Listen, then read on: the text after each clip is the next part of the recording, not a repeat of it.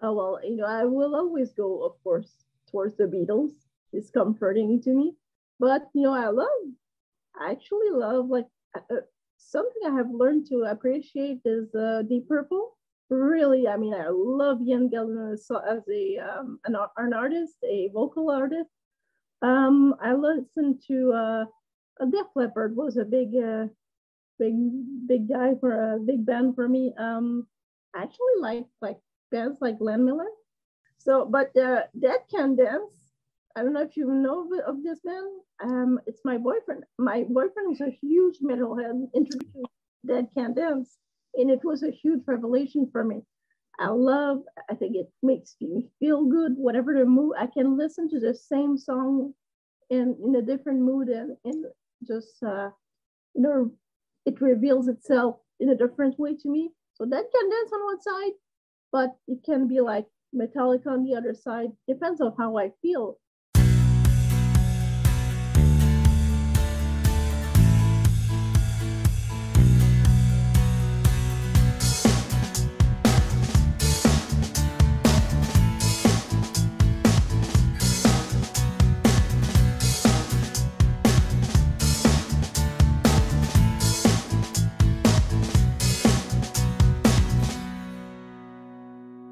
Hello, everyone, and welcome to a new episode of Set Lusting Bruce, your podcast all about Bruce Springsteen, his music, and mostly his fans.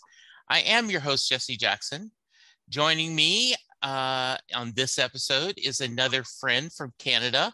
I always love when I have people from Canada joining me. They make some of the best guests. Nathalie, welcome to the show. How are you doing? Thank you very much for having me. I'm good, doing fine. How's everybody? So far, everything's pretty good. So in Dallas, Texas. So where are you calling from? Waterloo, Quebec, because there's another Waterloo south from Ontario in Canada. Oh. And it's a smaller place, though, smaller Waterloo. Oh, okay. Very nice. Well, tell us a little about yourself.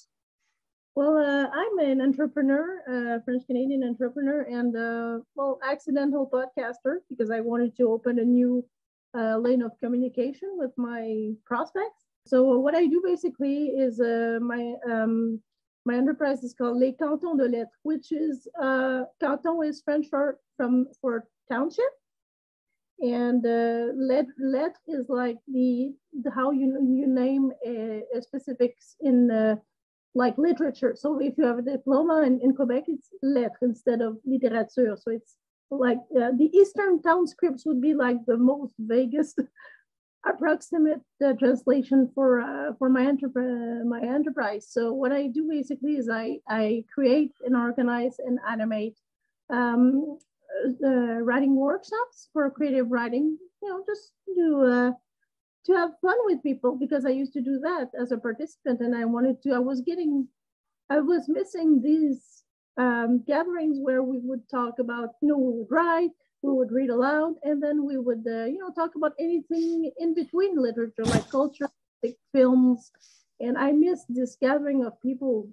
It's in French there is an expression. It was faire salon. So there were very prominent ladies in the high society that would open their salon or their rooms for anyone who wanted to speak culture and debate.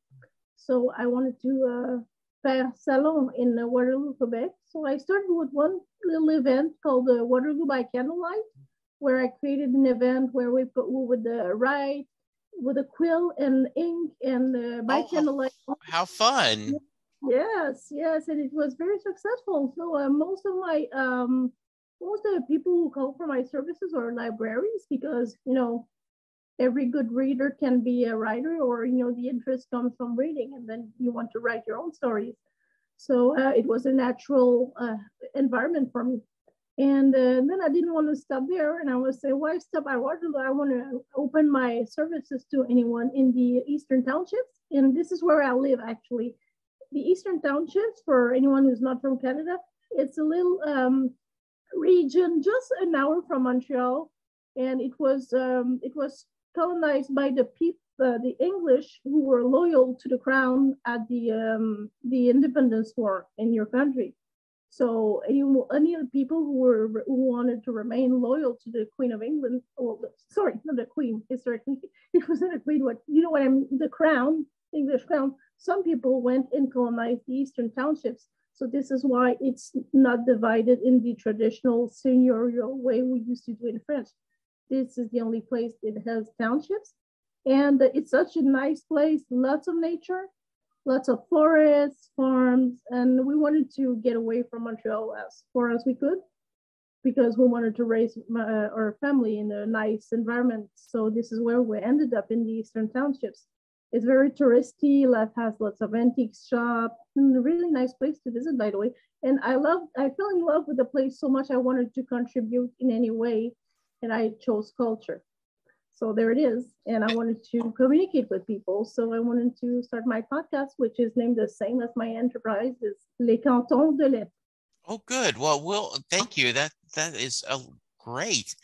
I'm going to ask a little bit more about the podcast in a little bit, but I always like to start out with the beginning. So growing up, was there a lot of music in the house? What kind of music did your parents listen to, or you as a kid? Well, the specific situation when you're French Canadian is you're in between two cultures. You have French Québécois or French Canadian and mainstream Anglo-Saxon music. So I had the privilege of knowing both and growing up loving both. My parents just, I won't go too much in details with the French music because I know it won't resonate with some people, but I can tell you that they knew all the oldies. It was like Johnny Cash. My mother loved Johnny Cash. And, any like the Platters, Booker T and the MGs, Deborah Lee, Patsy Cline, stuff like that. We grew up listening to this. We actually had those mixtapes we used to create, just to go on the road. And, usually you had those TDK like branded, but we used to have the Blue Zenith tape. Okay. So I know that this tells me my age, the Blue Zenith tape. And we used to listen to like all the oldies. And my sister and I actually enjoyed my parents' music. We grew up with my uncle. He actually was my babysitter. Oh, and my uncle was big into the Beatles.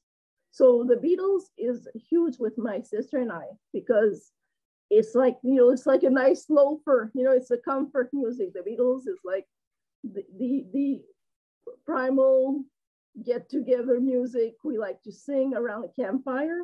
And when I was a kid, aside from listening to old records of Sesame Street and whatnot, my first adult record I used to play on the pickup was, you remember those pickup turntables we used to play along? It was I Love to Love from Tina Charles. We cannot more than get disco than that, Oh, so how funny. That also tells me my age. As you grew up, did you stay enjoying both the French Canadian and the, more traditional, Anglo-Saxon music? Did you mainstream Canadian and, pop and also French Canadian? Did you stay fans of both types? Oh, yes. Mm-hmm. Some French Canadian songs are like go-to campfire songs. We all know the lyrics too. It's very comforting to go back to this. And to be honest, there's a French Canadian singer. His name is Robert Charlebois, and we saw him in concert. And I can tell you of my personal appreciation, his show was as quality and epic as any of the mainstream Anglo-Saxon shows. Maybe the venue was not as big, right? But the artist, the connection with the artist, the quality of the acoustics, the way he was generous with his audience when he sang songs we used to listen to for 20 years. He sang it like it was his first time. So of course I will always have a strong connection, but with both genres or both, origins of artists. So, Nathalie, I'm a little curious. I grew up in Louisiana, so there was a especially a little bit east of us in Lafayette, Louisiana, a huge Cajun, French culture, and a lot of Canadian, Cajun music, from, a lot of, in fact, that's it. I smiled a little bit when you wanted to make sure I knew how to pronounce Benoit, but because Thibodeau, Boudreaux, I grew up with that, so I was very immediately knew how to say your last name. Do you grow up bilingual when you're in that normally? Do you like? It sounds like you are pretty fluent in both languages. Is that pretty typical for someone growing up in your area? No, it depends where the person comes from. I think maybe in Montreal it's more easy to have an access to Anglo-Saxon culture. But I think my family in particular, I grew up with both languages. I had like my TV shows in French and my TV show in English. I mean, Sesame Street, The Muppet Show, Jimi Hendrix. Forget what I was saying. Jim Henson was a god to me. It was like my household name. And but my great grandmother was Irish, and my mother's Acadian. So this is why it resonated with me when you mentioned Cajun music, because my mother listened to lots of Acadian music because of her Acadian origins. It didn't have an imprint when I was younger, but later in life, I got to know Cajun music, and my mother listens to a Fred. Oh my God, she has like her own Cajun radio shows that she listens to online, and Fred Charlie, I think it is, and so when I go home now, she listens to a lot of Cajun music, and it sounds like home, even though I've never been to Louisiana. It does sound like home because there's a little bit of all of us in the Cajun culture. Yeah. But for me it was a normal thing. But I know that I talk to my friends. Some only listen to English music. Some never had really a contact with English culture. I also listen to TV in both languages. This is what happened in my family. So I can speak for every one of us. I know that some people barely listen to any TV show in English, but for most French Canadian, English, like Anglo-Saxon Yeah. mainstream music is a thing. It's something we all grew up in because we're like an island of French in the whole of North America. I want to get back to music in a minute, but I'm fascinated by this. Do you think in English? Do you think in French, or is it a combination of both? I think in French. In my household, it was very like my parents were very politicized. It was important for me to master my French language before I got bilingual. So if I were to learn two languages, I have to learn mine well, and then go to the second language, which is English, in order to in order to be fluent, and you have to learn one language well, because I know that some people, it's okay to be bilingual, but it's extremely important being where we are. But some, unfortunately, tend to turn the other way. Not everyone, but just it becomes like something of a language that they tend to forsake who they are, organically, and then to the expense of another language. And both cultures, we always grew up following both cultures, but it was French at home. The English was always in my environment, in my head, I take it you're a parent. Are you raising them bilingual? I'm raising her in French, but she's exposed to mainstream Anglo-Saxon music, and we listen to lots of. No, I mean my boyfriend is a huge heavy metal fan. Okay. So my daughter grew up listening to Metallica, Deep Purple, Motorhead. Yeah. Listens to a lot of even some hard stuff like Venom. Okay. So. Wow. That's good. It's important That's to have one a of the yeah, exactly. Uh, are there you mentioned a couple of Canadian artists, but are there other who would you say are your favorite musicians? Who are people you go to for comfort and to celebrate? Who are people that you love listening to their music even today on a consistent basis? Oh, well, I will always go, of course, towards the Beatles. It's comforting to me. But, I actually love, like, something I have learned to appreciate is Deep Purple. Really, I mean, I love Ian Gillan as an artist, a vocal artist. I listened to Def Leppard was a big, big guy for a big band for me. I actually like bands like Glenn Miller. So, but Dead Can Dance. I don't know if you know of this band. It's my boyfriend. My boyfriend is a huge metalhead. Introduced Right. me to Dead Can Dance, and it was a huge revelation for me.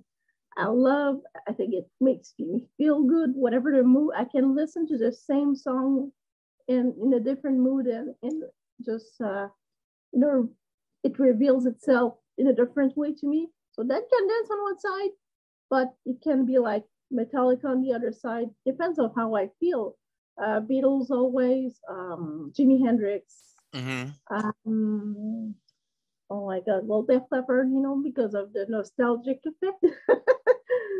And basically any rocker of that era, but also pop music. Sometimes I have like recollection of my teenage years, so rock set was something for me.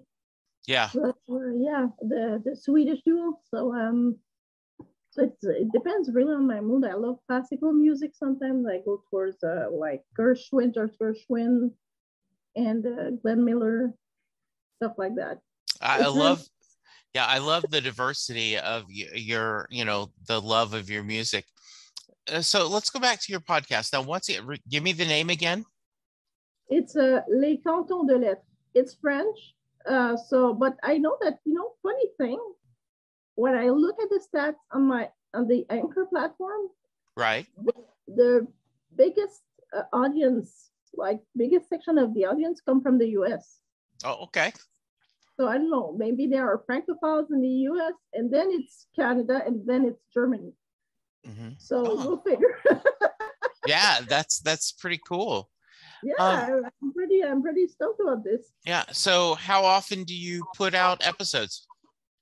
It used to be weekly, but it's a lot of work to because it's a writing workshop. So I find my games, my writing exercises or challenges, and it was a lot of work. I always have the anxiety of what if I don't come up with something within a year or two? What if I run out of exercises? Maybe there's no such thing, but I'm going to space it like bi-weekly, so it gives me time to really prepare. I was supposed to put mine online yesterday, and I got interrupted, so I had to get back at it today and put it online the first episode of season. Do I already have one season that's complete? So I'm starting season 2 now. How did you decide what seasons were?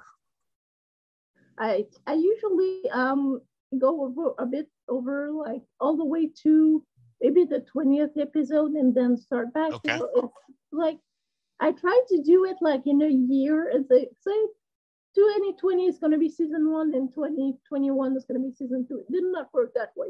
Okay. I started a new past a certain number of episodes, and it's still a little bit messy because I'm learning as I go. Yeah, we all are. We all are, absolutely. So talk to me about some of your favorite episodes. What are some that you're really proud of? And do you have guests? Is it just, you interacting? Tell me how you interact. First off, yeah, do you have guests normally? I don't have guests yet. Okay. Of course, I'm always like pitching for people to send me their text. Like some text they have yeah, sorry about this.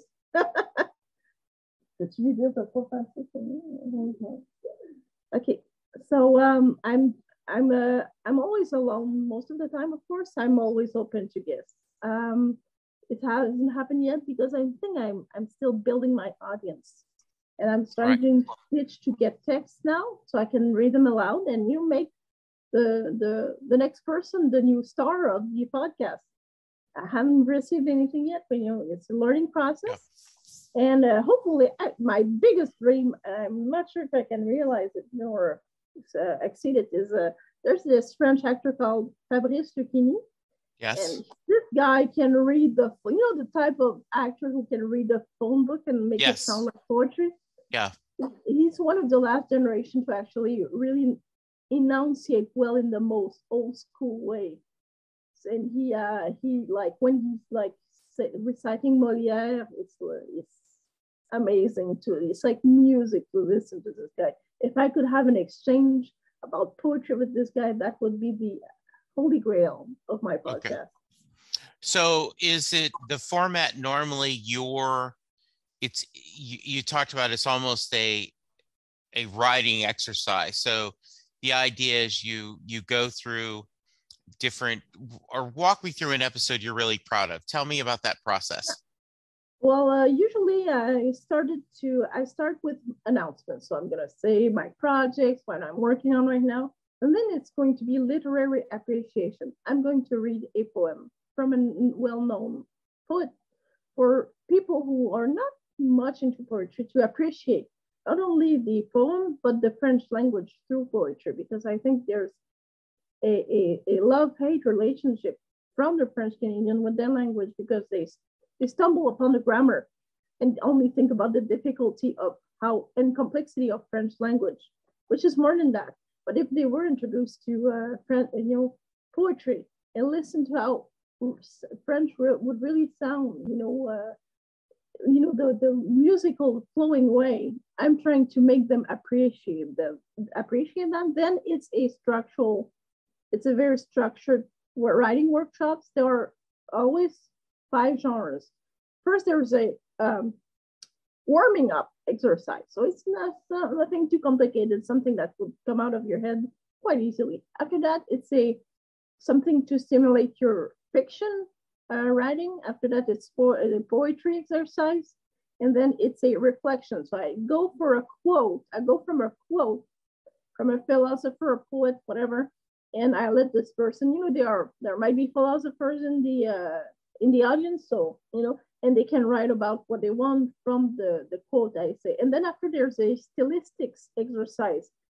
The stilistics in French is the art of, writing well. So it's something that would make your sentence go from this long, and you take out some words or you transform your syntax, and it becomes a sentence of a better quality. My most proud moment is when in the literary appreciation, I gave my own interpretation or reading of the story of Eurydice and Orpheus, or I don't know how you call them, Orpheus. It's a story about Greek mythology. Yes, Orpheus, right? Yeah. Orpheus and Eurydice. Yeah. And I think I read this.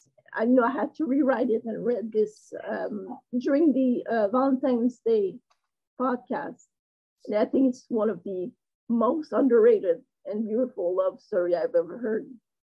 So I wanted to introduce this, and I don't know if my rendition was okay or even well, but yeah. I had a lot of fun sharing this story to my audience. What I love is, I think I've always grown up being a reader. My dad was in the Army, so we moved around a lot, and so books were always my friend. And so I've always been a vicious reader. And so I love anything that, pushes that literary and to continue that love of reading. I had an episode that went out this week. Sophie Sparham, who is a poet from the UK, and poetry is one of my blank spots. You know, I've love a lot of fiction, a lot of you know, mysteries and science fiction and popular culture, you know, books, but poetry is just something that I've never gotten into, and I feel like I'm missing a lot of beauty by not exploring that genre. I think that's you said beauty, and that's the key word. I think people need beauty in their lives, everyday life, and uh, maybe poetry is the most underrated art to discover the beauty through the words, through the wording of the poets, and the music of all those words all sewn together. And I think I'm trying to also stimulate that in the audience and my writing workshop participants to find the beauty in the poetry in their everyday life. Even my banner on the Facebook, it said like, there's the slogan like it's create, share, and inspire, and then it says, poetry in la poésie au quotidien, which means poetry in your everyday life. So to find the poetry in the littlest things, because poets sometimes, of course, they have like their own views, regardless of if you're of the era, if you're in the romantics, the realists, the encyclopedists, or La Pléiade, whatever. These people have their own view, of poetry, but I'm pretty sure they found it in, the littlest thing, from the littlest things to the most grandiose of feelings. And Yeah. I think I'm trying to help the person in my workshop view, open their eyes, look up and open their eyes of what is poetry around them. Nathalie, one of the things that I talk about is I try to get people to join me on the podcast, and they'll say, oh, I don't have anything interested to say, or, well, I'm not, and I always say, I think every music fan, not just Bruce Springsteen fan, but every music fan has a story to tell. I Yes. think there is something about how music has helped them in their lives, and how they've celebrated good things and helped to mourn, and get through bad things. And I get the same sense with you, that you're saying all of us are writers, and we just don't realize it at times. All of us has the ability to create something unique to us, whether it's prose or poetry. And that's one of your missions, is to try to wake that creativity in people. Is that a fair statement? Yes, it is a fair statement. And also to democratize poetry, because I think writing in general is there's still a misconception that it's only for intellectuals. I have people dragging their husbands, because most of my niche is women, and dragging their husbands or boyfriends to my writing workshops, events, and they're always like, oh, well, I'm a writer, but I don't want a writer's point of view. I want your point of view. Or they tend to compare themselves, which is interesting, because it's like the person who just read aloud their text, the person next after is going to say, I didn't do anything as good as she did. And I'm saying, I don't want to know her view. I just heard it. I want to know your color. I want to know your inner garden, which is beautiful. Everybody has a rich story to tell. Everybody is unique. And I want to, my mission is also to make them see that writing is a tool an artist can use, as much as for good and bad times, as much as the musician has his violin. I mean, you can bring a pad everywhere and write. And sometimes it doesn't have to be verses. It can be words that you can put together and rewrite until you get your satisfactory, a result that is satisfactory to you. Yeah, I think, one of the things that we have lost is, right, we don't write letters anymore. We don't, No. We may send emails, but often we just text instead of actually, writing letters to people and sharing and what's going on. So yeah, that's good for you. I think this is a wonderful, wonderful thing. You shared a little bit about this, you're seeing your uh, one of your favorite musicians live in that small little venue. Are there other memorable concerts you've gone to, other shows that, have stick out in your memory? Oh, yes. My first rock concert. I was just in the transition between high school and college. But, mind you, just a parenthesis here. We have I think in Quebec, we have a unique academic structure. So right after high school, we have CEGEP.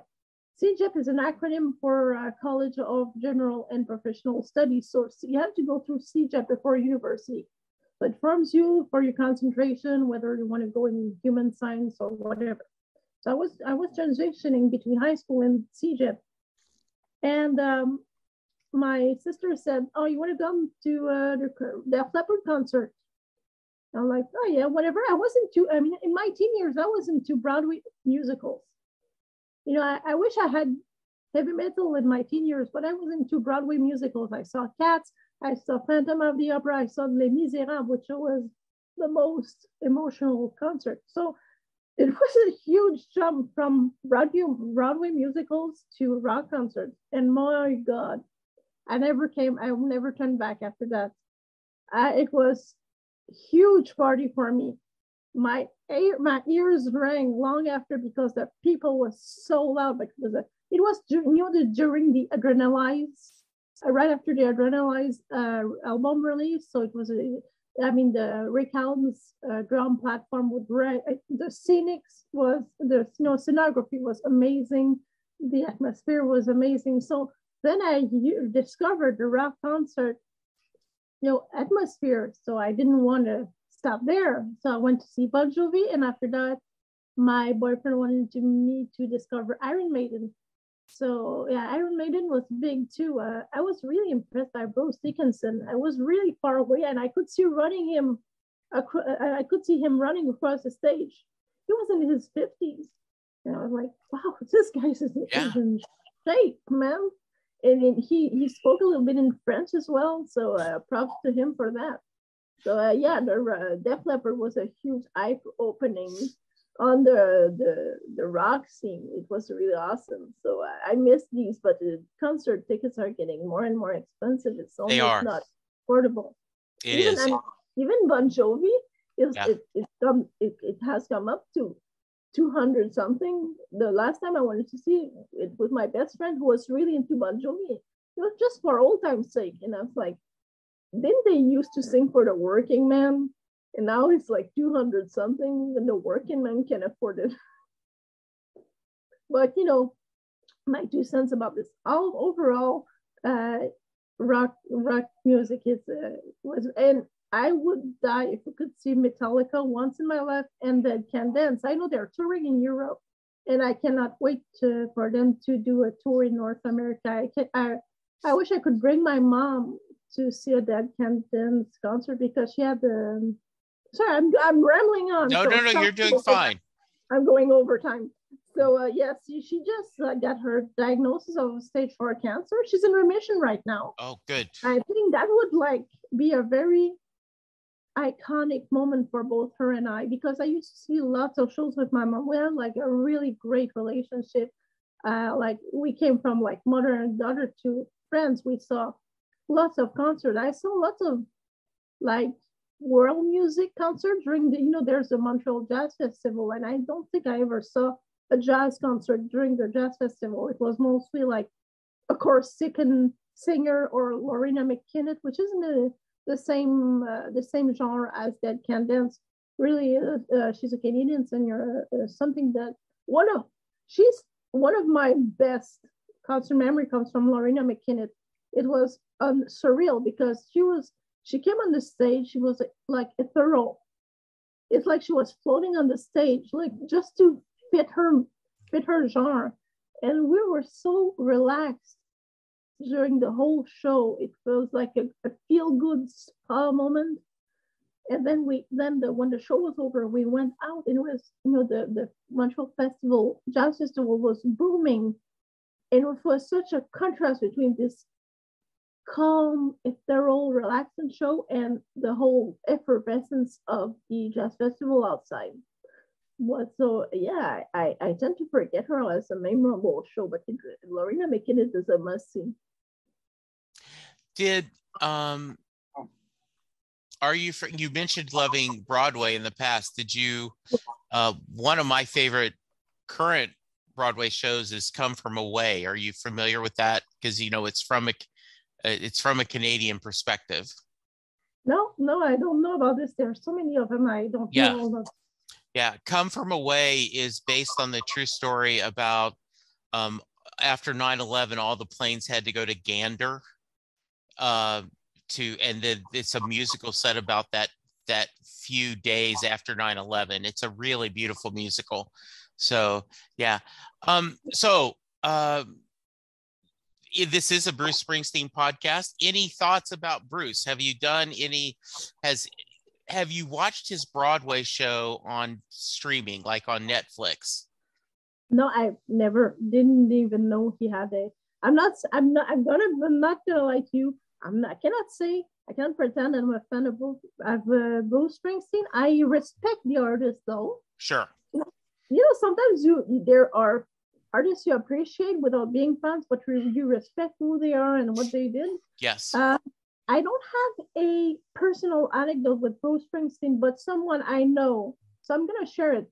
This guy went to a festival where Bruce Springsteen was, and he said people were drenched with rain. They were exhausted. They were the hours of festival. The weather was not on their side. Yeah. But then Bruce Springsteen came on stage, and apparently the energy came back up when he came. So he has this effect on people I didn't know about. And it was really an interesting anecdote this guy told me. Apparently, Bruce Springsteen has a magical way with people. But I don't have any personal. I know like he was big in the 80s, but I was into something else like Duran Duran, sure, or even like one hit wonders like Platinum Blonde, which was a Canadian back in the day. Yeah. Pretty Boys, and I was a young girl, so yeah, I was the guys I had crushes on. So a couple of years ago, he did a Broadway show. He had just done his autobiography, and the story is President Obama reached out to him and said, "Hey, would you be open to doing something for my senior staff? My second term is ending. I'd like to do something special for my people that have been here. Would you be willing to come to the White House and do a small performance?" And Bruce said, absolutely. He says, it was impractical to bring the band. So what he did is he worked up a show where he read a little bit of his autobiography and sang a few songs. And afterwards, President Obama tells the story that he went up to Bruce and said, that's a show. You should tour with that. And so when they reached out to him to appear on Broadway, he did it. And so they filmed it for Netflix. So it's available in the US and Netflix. I'm sure you can find it in the Canadian version. But it is him on stage. It's not a concert. It is a show. It is the story of his life, and he sings different songs and tells stories of his life. So I'd love for you to watch it, and then maybe come back and tell from not a literary criticism, but from an artistic, as someone who's talking about storytelling. I think it'd be interesting, Nathalie, to hear your thoughts on the creative process and what you felt about watching that. Yeah, sure. I think I saw a little bit of it. Now that you're saying it, it was him singing songs and talking with his, communicating with his audience. Yeah. He's it was I saw a little bit of it. Okay. My boyfriend he decided to try this because he knows of Bruce Springsteen, and I think it sounded like very intimate, like with a conversation. I was impressed of the amount of communication he had with the audience without knowing, the premise and the whole context of it. So it was, I guess it was, but I didn't know it was about him though. Yeah, so good. You'll have to check it out. Let me know. All right. What's next for the podcast? You said you're starting on your another season. Where do you want to go with the podcast? I really would like to have more and more texts from the audience, or my niche on Facebook or Instagram, or even because I'm working on workshops here at home in Lake Brome, in a nice venue that is surrounded with nature, and I think it would be a fertile terrain for new ideas, new texts, new.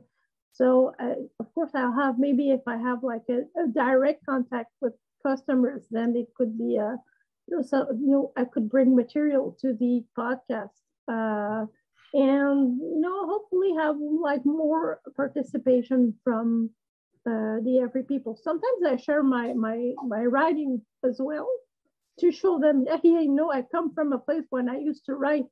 I have more time, less time for writing, and more time for too much time for organizing everything. But Yeah. more participation from the audience, and maybe some guests. But maybe I can find them on the same app as we found each other. Very nice. I appreciate that. This has been wonderful. All right. Any final thoughts before we get to the Mary question? Well, yes, maybe I would like to have an English version of what I'm doing. I don't know. Okay. What do you think would be a good idea? I think so. Yeah, I think so. I think there would be an audience for people that are trying to spark their creativity. And yeah, so I think absolutely. Where I feel handicapped is I don't know as much as English literature as I know as French literature. Yeah.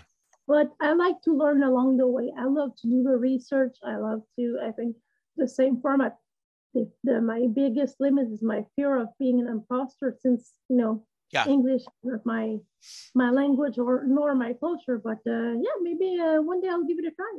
Yeah, at least do it like a one-off episode. Like say, okay, here we're going to do, and if we we could always, I'd be glad to join you, and we could talk about Springsteen lyrics as poetry. So there, yeah, we could talk about, I could pick a couple of songs that the lyrics are mean especially much. And I'm inviting myself to your podcast, but I'd be glad to do that and to help you. So that'd be fun. All right. Yeah. So I hope that you've enjoyed the conversation. If you are a fan of Miss Benoit and you are over here listening to her, she has made all your French Canadian fans proud. I end every episode with the Mary question. Jay Armstrong is an honors English teacher who is recently retired. He has a new book out, Bedtime Stories for the Living. He and you would get along. He would do writing workshops as well. He would, with his high school students, they would spend a weekend and just working, almost like they would have t-shirts printed up, and they would spend the day Saturday 8 hours writing and just talking about it. Yeah, so absolutely wonderful person. But he would when he was teaching, he would spend 2 days breaking apart the song Thunder Road, talk about the lyrics, talk about the imagery Bruce uses, and then at the end of the 2 days he asked the question, does Mary get in the car? So, Nathalie, that's your question. Does Mary get in the car at the end of Thunder Road? It gave me a lot of thought. I was looking for hints as to what would motivate her decision in the song, in the lyrics. I had to read it twice, even 3 times, I guess. I'm gonna say she did, maybe because of my own personal experience. I mean, the guy's determination is maybe deserves some sort of reward from Mary. She seems to be stuck in a pattern, but I tend to be stuck in that pattern of, I'm going to see how I interpret it, as a non-native English speaker. Sure. She seems to be stuck in a pattern where maybe out of insecurity, she turned away boys, maybe for fear of intimacy or something. Yeah. Somehow I kind of relate to her, And somehow I had to give in and say, you know what? Sometimes you just have to dive in the abyss and give this guy a chance. This is why I'm with my partner right now. Yeah. So, and he's into cars and stuff. So, yeah, I'm gonna say she gave life a chance and hopped in the car. Yeah, I think well said. I do think that's what the song is. The song is about choices and fear. And do you embrace the fear, or do you take a chance and try to do something? So very nice. If someone wants to reach you, what's the best way they can? They can start with Facebook. Not my favorite app, but still the one I'm working harder on.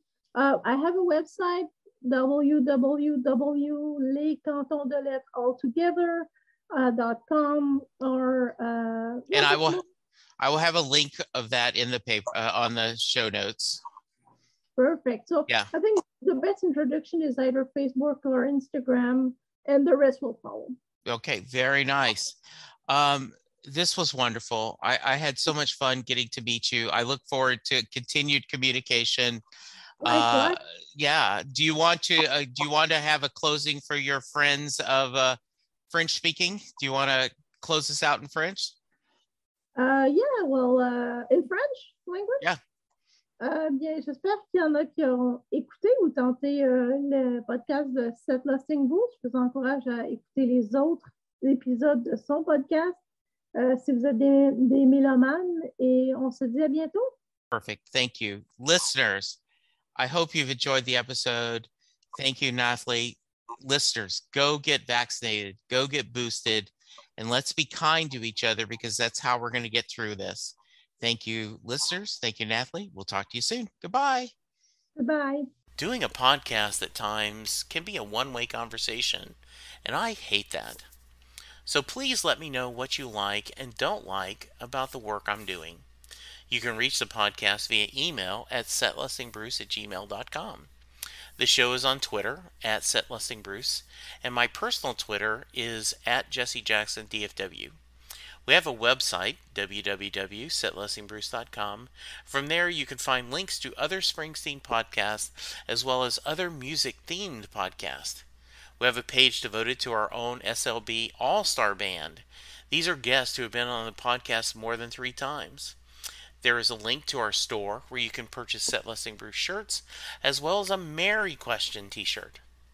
There is a link to our Patreon page where you can sign up to help support the podcast financially. We have different levels and different rewards based on your support. If you don't have any extra cash, and right now who does, you can support the podcast by subscribing via your favorite podcast player and leaving us a review. The more reviews we have, the easier it is for people to find us. And please tell a friend about the podcast, especially if they love Bruce or music, because it will make a difference.